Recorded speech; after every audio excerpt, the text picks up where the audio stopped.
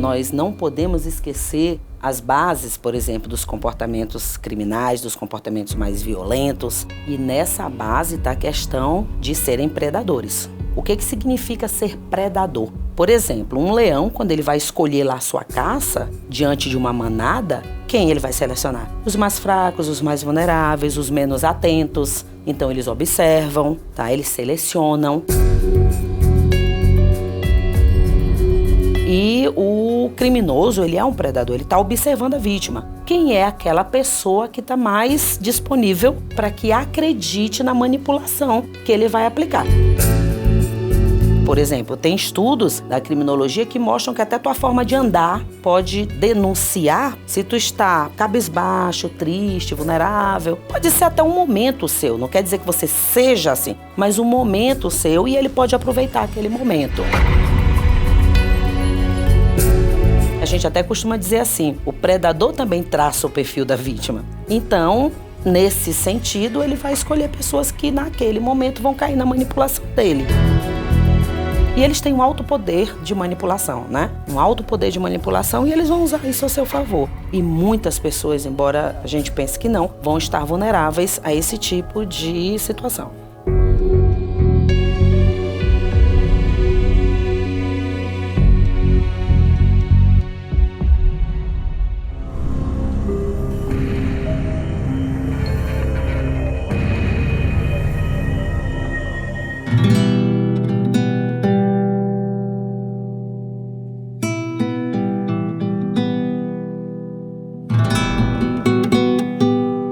O Febrônio Índio do Brasil é considerado o paciente número 1 dos manicômios judiciários brasileiros. Ele foi um serial killer com características diferentes de outros. Febrônio tinha delírios de grandeza e delírios místicos a partir de supostas visões. Ele se via como alguém que iria pregar e perpetuar uma mensagem de que Deus continuava vivo. Um homem que cometeu vários crimes, não só em quantidade, mas de diferentes tipos, né? Homicídios, crimes sexuais, mas antes disso outros crimes, furtos, roubos, no começo do século XX. Então ele foi bastante paradigmático, assim, até porque ele inaugura, talvez no Brasil, essa tentativa de sistematizar o que fazer com pessoas que têm um transtorno mental e que cometem crimes numa relação entre esse transtorno mental e a criminalidade, né? E ele morreu com 89 anos, uma pessoa que ficou muito tempo privada de liberdade, né? Ele foi considerado inimputável, aí não recebeu uma pena, ele recebeu uma medida de segurança. A pessoa é privada de liberdade igualmente, mas ao invés de cumprir numa unidade prisional, se cumpre num hospital de custódia, hoje chamado hospital de custódia, né?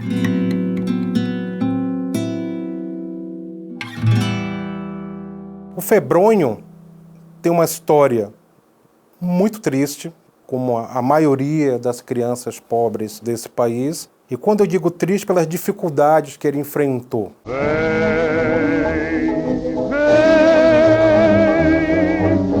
Eu dou tudo a você. Foi uma história de violências, né? Violências sofridas e violências presenciadas. Ele presenciava o pai cometendo violências contra a mãe. O amor é o do malandro, ó meu bem. A ponto que com 12 anos de idade, muito jovem, o Febrônio foge de casa. Isso é muito importante a gente pensar, né? O que será que faltou em termos de condições familiares e de outra ordem para que ele tivesse um desenvolvimento saudável, vamos dizer, né? Em termos mentais, assim.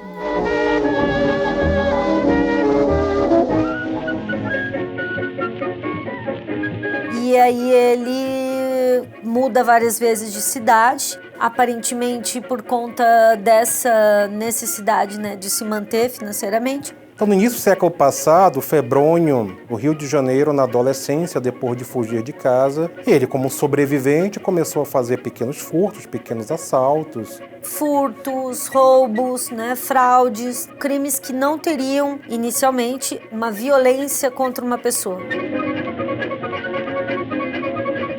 Era um homem extremamente inteligente, é importante nós frisarmos isso. O Febrônio se alfabetizou. A sua inteligência, a sua verbalização foi um ponto muito positivo para ele e muito negativo para suas vítimas. A loquacidade do Febrônio fazia com que ele pudesse, de forma organizada e deliberada, manipular suas vítimas, assumindo personagens.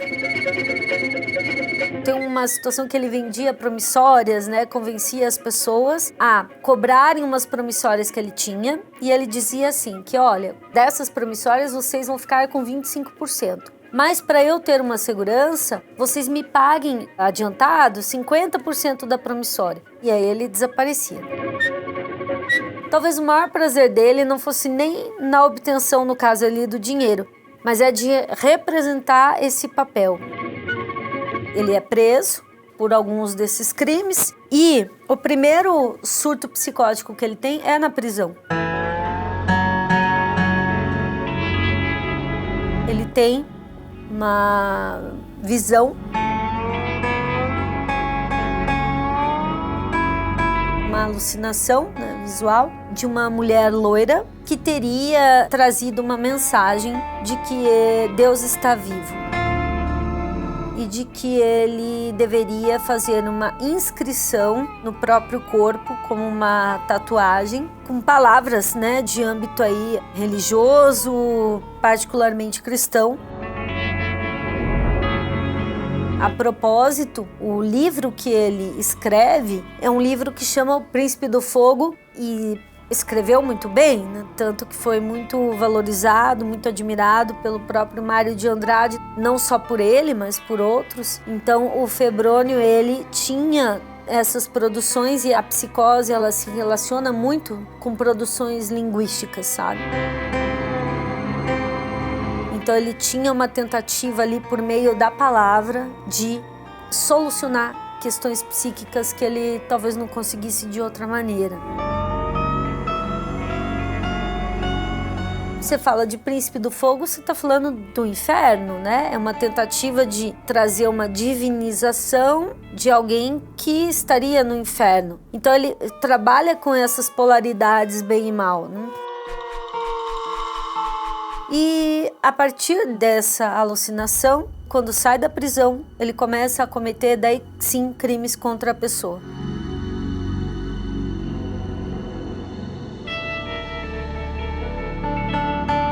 Febrônio começa a assumir personagem desde a adolescência. E na vida adulta, ele se passa por um dentista da qual ele era um assessor. Esse dentista some, é dado como desaparecido e morto. Tudo indica, não há provas cabais, mas tudo indica que foi o próprio Febrônio que o matou.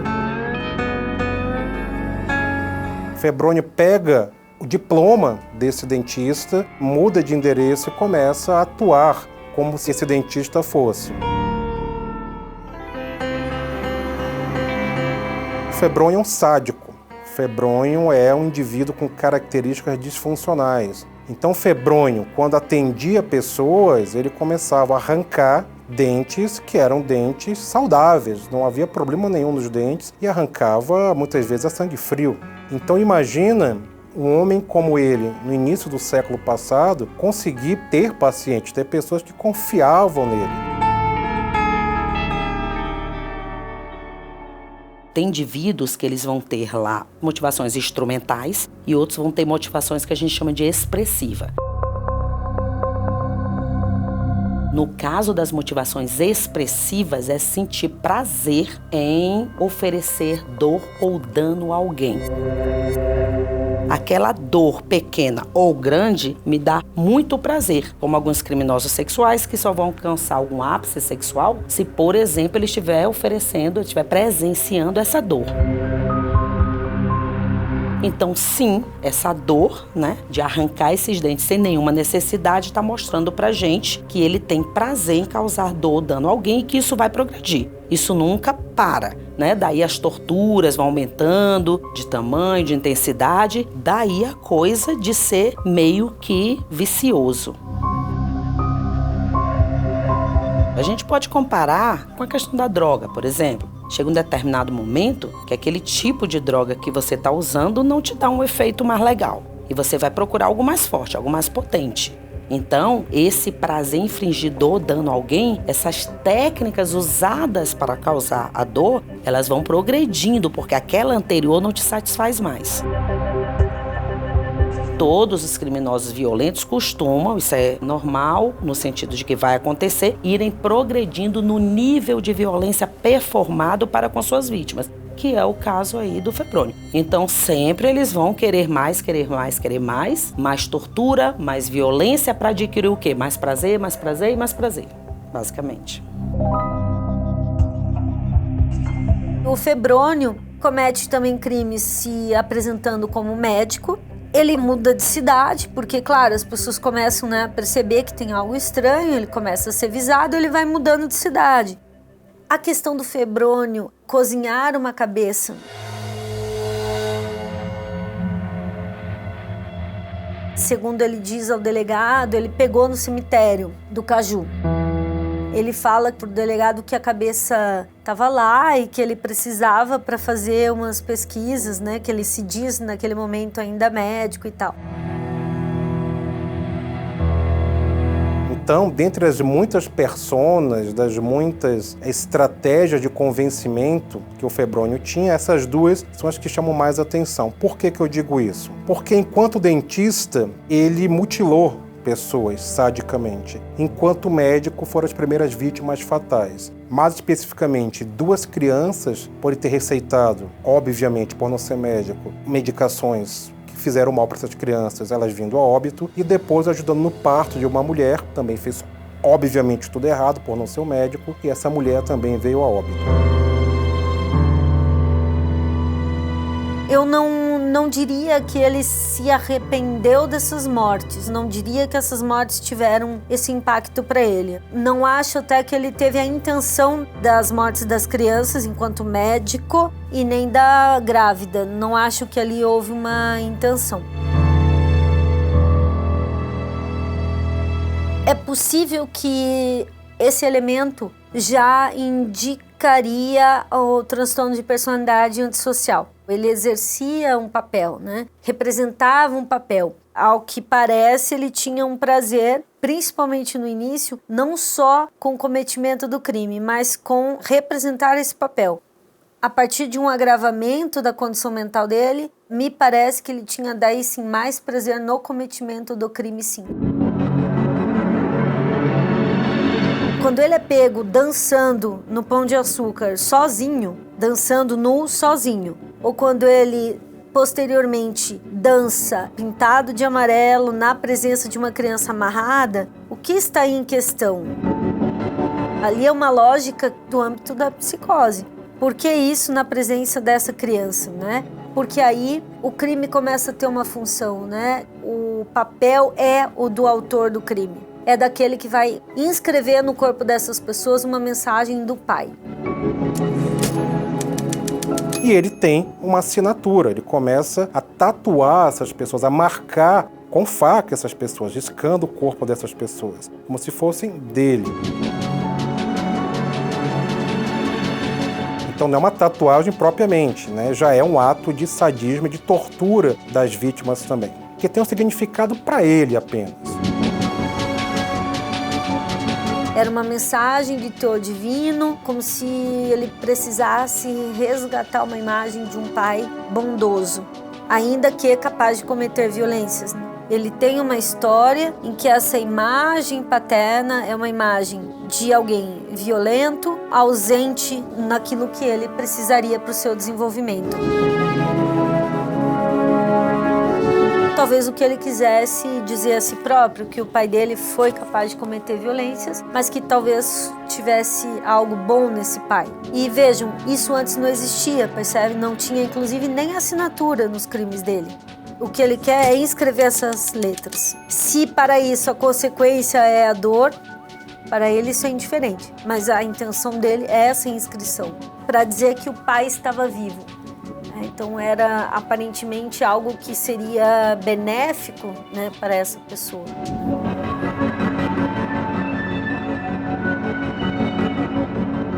Quando Febrônio finalmente chega no ato de matar com características sádicas e como um predador, porque ele se torna um criminoso em série, um serial killer, ele parte como a maioria dos criminosos em série. Ele parte do crime de natureza sexual, pois na sua ampla maioria o ponto zero desses criminosos é o crime sexual. Uma dessas vítimas foi em ambiente de delegacia que ele mata.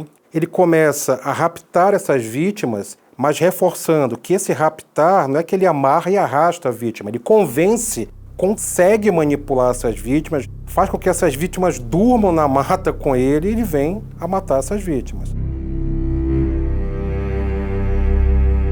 Houve um caso em que ele convenceu um rapaz a trabalhar numa garagem de uma empresa de ônibus, se eu não estou enganada. Ele tinha contato com as famílias também, né? Ele se apresentava às famílias das pessoas, né? Então ele, em algum momento, ele era um empresário, tinha uma agência de empregos. Perceba que ele cria daí uma história de acordo com a necessidade. Daí era uma forma dele convencer essa pessoa a ir até um determinado lugar escuro naquela hora da noite. Por que eles precisariam ir num sábado à noite lá para assinar o contrato, né? Então, com o menino de 10 anos que ele mata, parece que foi como ele conseguiu convencer, né, a família dele e o menino, oferecendo um emprego para o menino também em outro local, né? O que eu estou querendo dizer é que até então a gente poderia pensar num sujeito que, sim, é possível que ele já, claro, tivesse um transtorno de personalidade antissocial, mas ele não cometia crimes com violência. Então há um agravamento do quadro dele que se relaciona às situações de privação de liberdade e também aí às produções psicóticas que iniciam nesse contexto.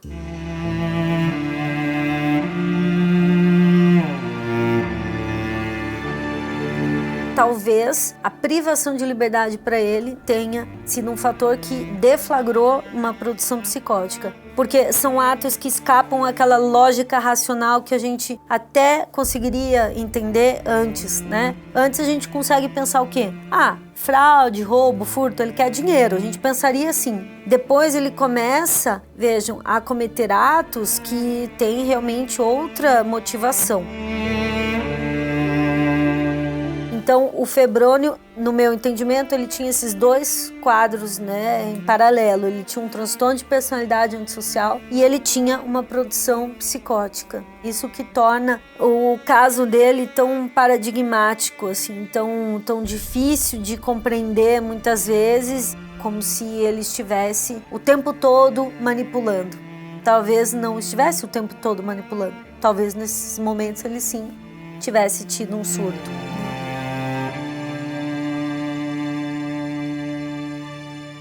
Essa questão de ele se autodenominar filho da luz pode ser um comportamento delirante, mas o Febrônio poderia ser um psicopata extremamente enganador. Temos que entender que o Febrônio assumiu muitas personalidades, muitas personas, e ele poderia assumir também a do doente mental, que era um enviado de Deus, que a visão que ele teve o tornava muito especial. Essa visão ele teve em ambiente carcerário, inclusive, escreve um livro, se apresenta daquela maneira, começa a fazer rituais. Ele tinha inteligência para isso.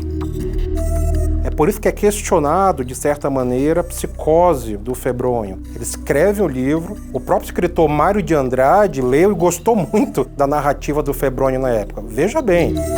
O único exemplar que existe desse livro do Febrônio é o exemplar que o Mário de Andrade tinha, então todos os outros foram queimados. Crianças não eram batizadas, né, com o nome Febrônio, porque ele foi entendido como uma encarnação do mal, do próprio demônio, o Febrônio. Então, eu não acho impossível aqui no campo da axiologia. Eu não estou me basando em dados historiográficos. Eu acho que ele tinha plena capacidade de manipular também os médicos, a polícia, porque ele era extremamente sofisticado. A própria personalidade, a própria estrutura comportamental do Febrônio nos deixa muitas dúvidas. Parece, às vezes, muito claro. Não, ele era um doente que fazia A mais B mais C, não. Ele era prolixo, ele era inteligente, ele era sádico, aparentava ter surtos, ter delírios, alucinações. O Febrônio era um conjunto da obra. Ele preenche praticamente todo o Código Penal. Se você for observar, do crime sexual ao furto, ao homicídio, ao crime em série, a mentira, a manipulação, e era muito versátil nos seus crimes, então foram muitas as vítimas que cruzaram o caminho do Febrônio.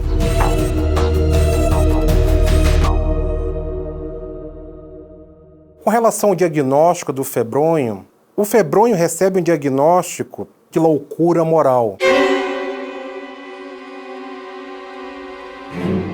Então, na época, não havia o diagnóstico de psicopatas, ainda estava começando a entender o que era um transtorno da personalidade. Essa questão da loucura moral, eles trazem da França, do Pinel, do Philippe Pinel, que começa a cunhar esse termo, loucura moral.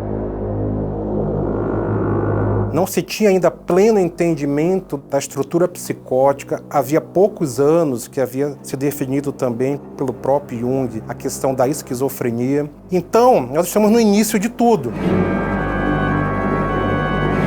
No Código Penal, nós estamos ali no início da punição de indivíduos que têm doença mental. Só que a própria doença mental ainda não é entendida. Temos que dizer que o Febrônio foi avaliado a partir da tecnologia da época. Então se chegou ao entendimento que ele era um delirante, uma loucura moral, ele era um doente mental. Poderia não ser.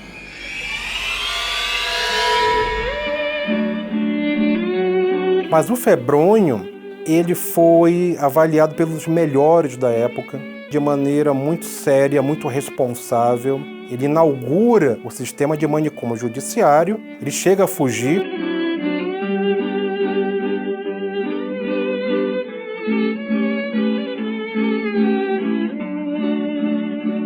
Depois ele é recapturado e volta para o hospital. E o Febrônio ficou à disposição da justiça até morrer, em 1984, com 89 anos de idade.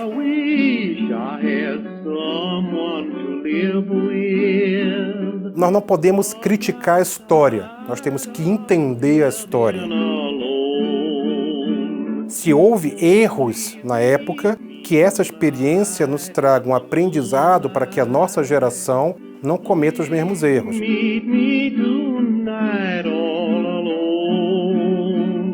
Você trabalhava em que antes de vir para cá?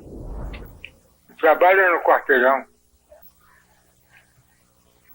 Tem um gabinete dentista também, mas tem a farmácia. Você tem diploma? Eu tenho. Eu fiz a faculdade de farmácia e odontologia. Fundei a farmácia. O que significam essas letras que tem tatuado no seu peito? Eis o fim da luz. Estou explicando que eu sou crente da luz. Um dos crentes da luz. Que tem a minha estrela. Se tem a sua estrela, todos nós humanos temos uma estrela. Nasceu a pessoa e nasceu a estrela. E quem é o filho da luz? Um dos filhos da luz sou eu. Me disseram uma vez que você tatuou umas crianças. Você já tatuou alguém? Isso é mentira, pegaram.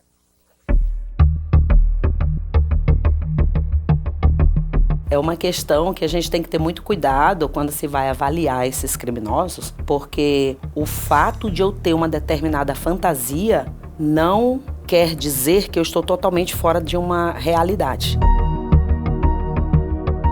E nem todo transtorno e nem toda doença mental te afasta totalmente dessa realidade. A gente vai ter diferentes níveis, por exemplo, leve, moderado, grave. O FBI, ele fala sobre o que eles chamam de o papel da fantasia. E na realidade, todos os criminosos, principalmente os mais violentos, eles fantasiam. Eles têm determinadas fantasias e aí eles vão ter ações, inclusive com conteúdo simbólico na cena do crime, mas isso não quer dizer que eles estariam totalmente fora da realidade.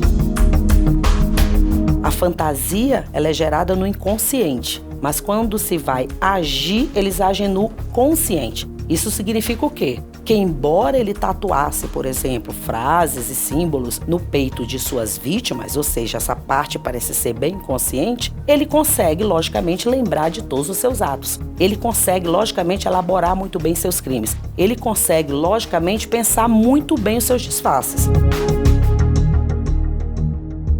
Essas diversas personas, essas diversas camuflagens, vamos dizer assim, como um camaleão, né, que ele costumava usar, na realidade simplesmente mostra pra gente que ele estava assim preocupado em evitar sua captura.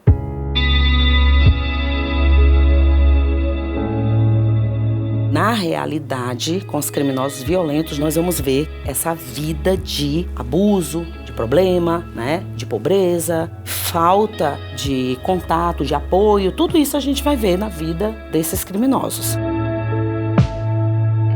Tem alguns que, mesmo tendo uma vida assim, não vão se tornar os criminosos violentos. Então, tem diversos fatores que vão afetar o comportamento criminal. Fatores fisiológicos, psicológicos, todos os fatores que tu possa imaginar, genéticos. Porque a briga do comportamento criminal, briga que eu digo assim, a discussão base é: o indivíduo nasce criminoso ou ele torna-se criminoso? Tem determinados estudos recentes, onde a gente pode usar, por exemplo, instrumentos como a ressonância magnética, que a gente vê problemas nas amígdalas ou em partes do cérebro. São atrofiadas ou não respondem na ressonância magnética. E daí? E agora? Mesmo eu tendo essa parte genética, será que lá na frente o social vai impactar ou não? Aí a gente vai ver o quê? Que vai impactar alguns indivíduos, em outros não. Então, cada caso vai ser um caso. Infelizmente, a gente não tem essa fórmula. A gente tem o quê? A gente sabe que em determinados comportamentos, por exemplo, eles vão progredir, o indivíduo não vai extinguir aquele comportamento violento. Eu acredito que o febrônio é um desses.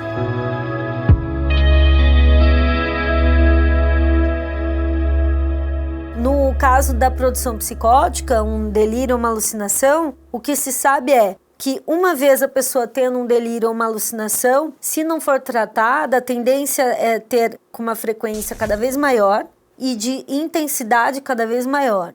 Temos que intervir rapidamente depois de um primeiro surto psicótico, para que a pessoa retorne à sociedade, tão logo essa condição mental seja curada, né? Porque a tendência é cronificar.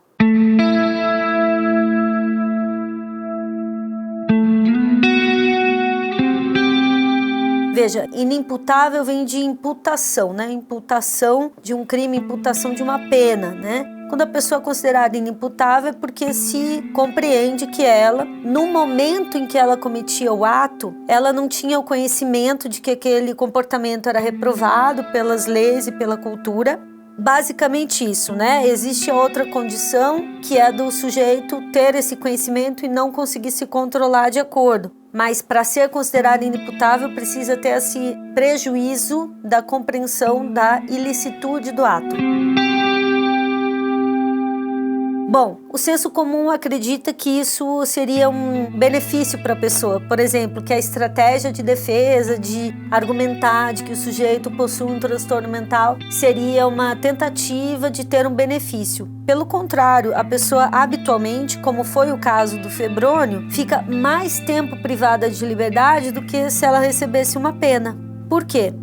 Quando o sujeito recebe uma pena, ele está sujeito aos critérios objetivos para ele progredir de regime. O bom comportamento, se ele trabalha na unidade, mesmo o exame criminológico, né? Então ele pode progredir de regime e o tempo máximo no Brasil, mesmo que ele não tenha nenhum tipo de benefícios dessa ordem, seria 30 anos, né? Quando se fala de uma pessoa que recebe uma medida de segurança, ela só vai sair se ela for periodicamente avaliada, né? E numa dessas avaliações for considerado que a periculosidade dela foi cessada. Vejam, isso é muito difícil de ser atestado, até porque nenhuma psiquiatra, assim como nenhuma psicóloga, consegue prever futuro, né? O máximo que se faz nos laudos é argumentar, olha, alguns fatores que são de risco para essa pessoa, alguns fatores de proteção, né? Mas raramente vai ter um laudo que vai dizer, olha, essa pessoa pode ser colocada em liberdade. Até porque a privação de liberdade, via de regra, piora a condição mental do sujeito. Então, o sujeito, muito provavelmente, vai ficar ali privado de liberdade todo o tempo ali de sua vida. Hoje no Brasil, isso não é da época do febrônio, mas hoje no Brasil nós temos um tempo máximo de 30 anos, que a pessoa também vai ficar, né, num hospital de custódia, o mesmo tempo máximo que se fica privado de liberdade. Isso ali, pessoal, na década de 2000, né, essa mudança.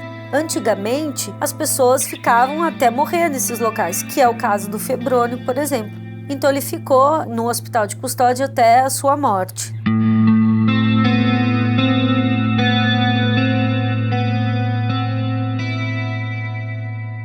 Bom, se eu tivesse a oportunidade de avaliar o febrônio, na época, provavelmente eu diria a mesma coisa que os profissionais disseram.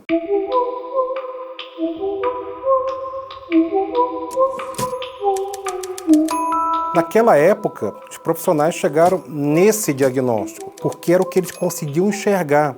Hoje, com o advento da neurociência, com o advento da psicopatologia, eu olho para o febrônio muito mais como um psicopata.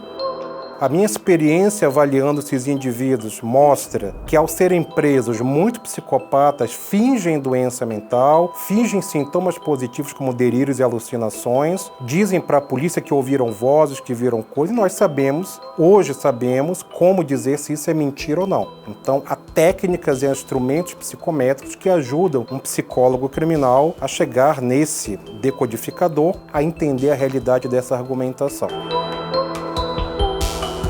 A principal arma do febrônio era a loquacidade. Nós chamamos isso de loquacidade verbal. É o poder de argumentação, de convencimento do outro. Eu manipulo o outro para fazer aquilo que eu quero, mas me apresentando como algo que não oferece risco, que não oferece perigo. A loquacidade é muito característica, não apenas, mas é muito característica de psicopatas, porque ele tinha esse poder de controle e manipulação. E tudo que ele conseguiu na vida, quando eu digo conseguir no pior dos sentidos, foi através da sua argumentação, da sua fala e dos personagens que ele representava.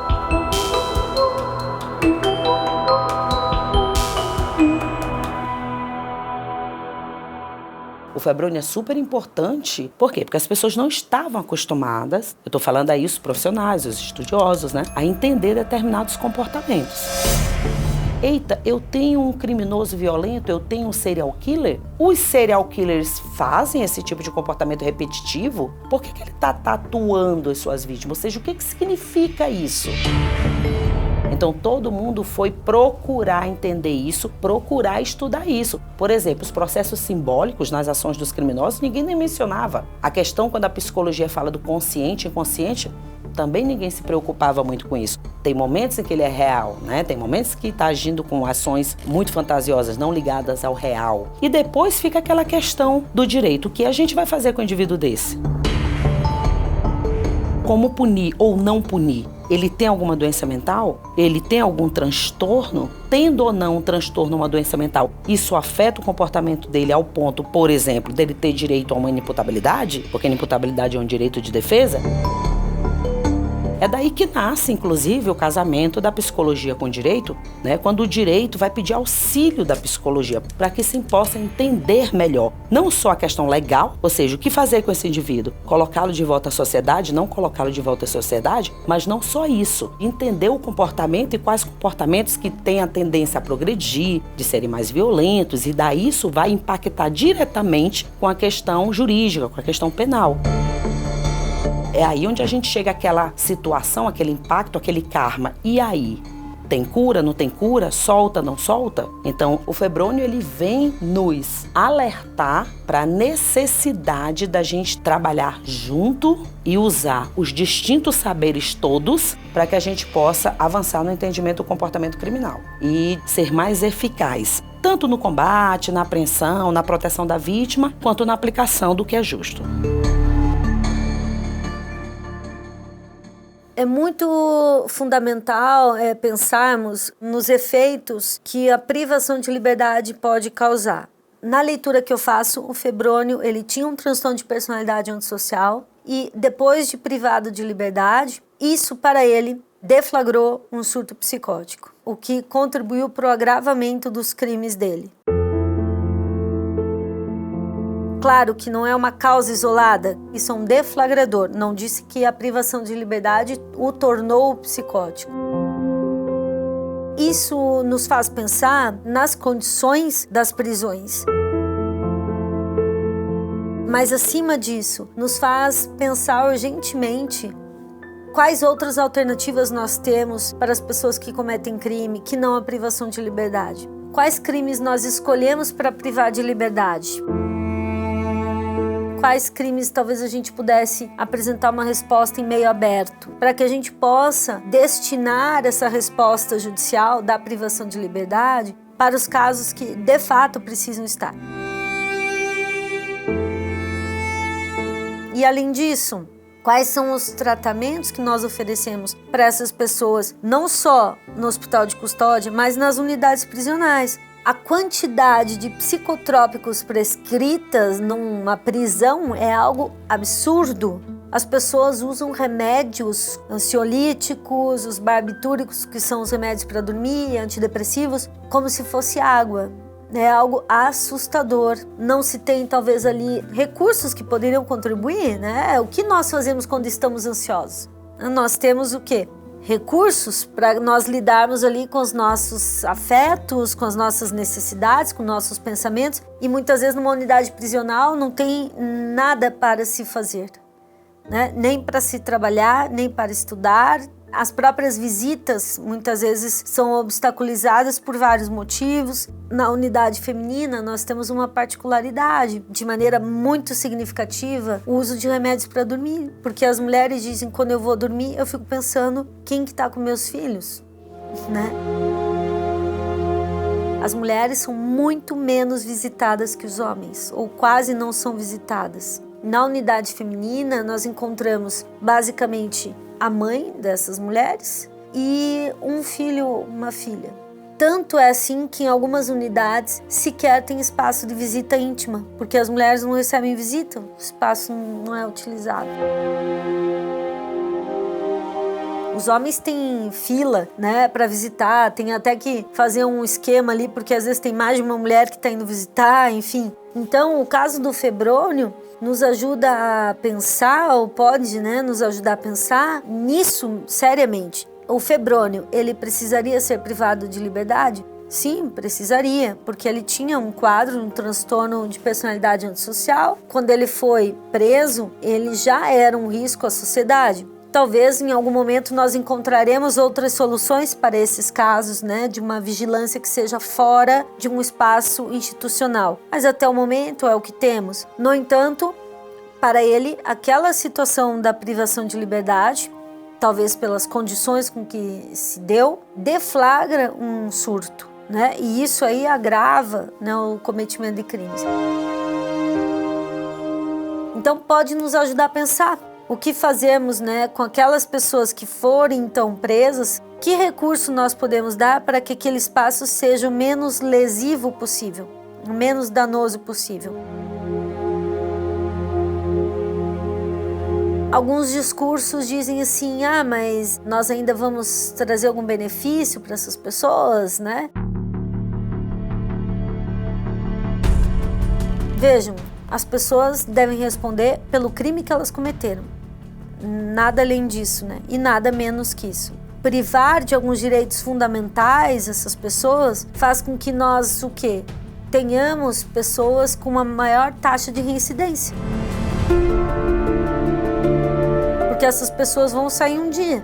Então, na verdade, olhando a médio e longo prazo, nós temos que investir nisso. Nós temos que investir seriamente na reflexão a respeito de quem deveria ser privado de liberdade e, para aquelas pessoas que forem privadas, o que fazer ali para que seja não só menos lesível para elas, mas para a sociedade. Nós sabemos que medicar apenas uma pessoa não vai auxiliá-la. Ela vai sair em algum momento com uma condição mental muito prejudicial. E aí, que profissionais nós temos da saúde mental trabalhando nesses espaços? Não só da saúde mental, mas cultura, lazer, esporte, educação, profissionalização. É o que nós podemos oferecer ali, né? É muito difícil, com as condições que nós temos, também, alguém sair melhor de uma unidade prisional, né?